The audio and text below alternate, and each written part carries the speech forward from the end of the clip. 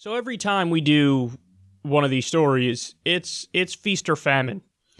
It is, Donald Trump's approval rating hits a record high, or it's, Donald Trump's approval rating compared to other presidents at this point in his presidency is historically low.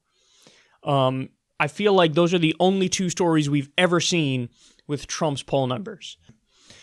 So this one's a little shock to the system because of everything that's been going on, but take a look. President Trump's approval rating has surged to the highest level of his presidency. Here we go again, according to a new Washington Post ABC News poll. The survey, which was released Sunday, found that 47% of registered voters approve of the job Trump is doing in the White House, a figure that represents a 5-point increase from April. 50% of registered voters disapprove of Trump's performance as president, however. Meanwhile, 44% of voting-age Americans said they approve of Trump's job performance, while 53% said they disapprove of it. Just 39% of voting-age Americans said they approved of Trump's job performance in April. So, you get an increase from April, but you do get a decrease in the overall number when you go from registered voters to voting-age Americans.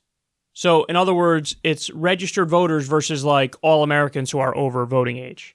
So, 47% of registered voters, 44% of voting age Americans.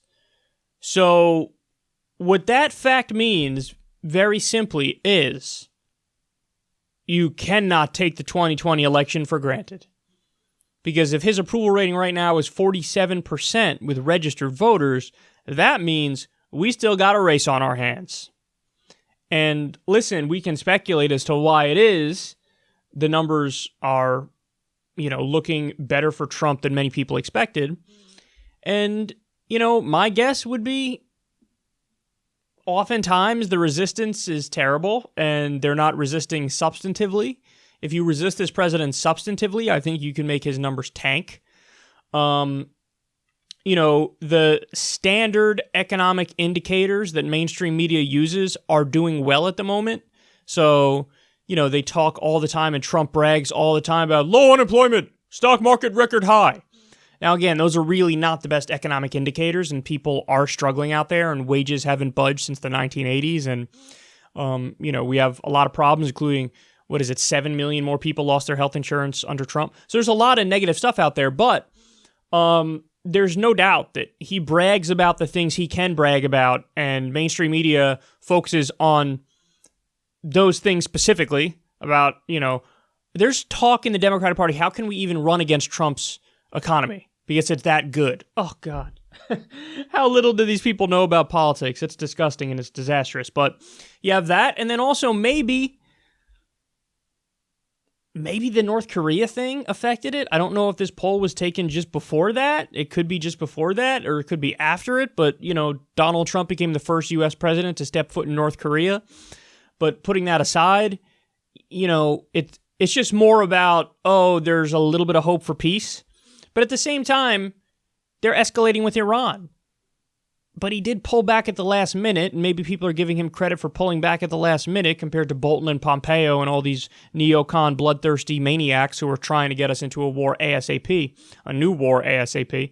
So I don't know. It's tough to determine why it is that these numbers are what they are, but nonetheless, here we go. Here we go again. So you cannot take 2020 for granted, and you need to run somebody who's populist left, or Donald Trump really has a chance of winning re-election. And it's scary because Biden, I predicted he was going to tank, and the numbers show he's definitely trending downwards. But if he somehow magically holds on and gets the nomination, we are in serious trouble, because as you'll see later on in today's show, I got videos for you of Joe Biden basically giving the worst possible answers to questions he was given by CNN and showing he's going to be Hillary, the 2020 version of Hillary.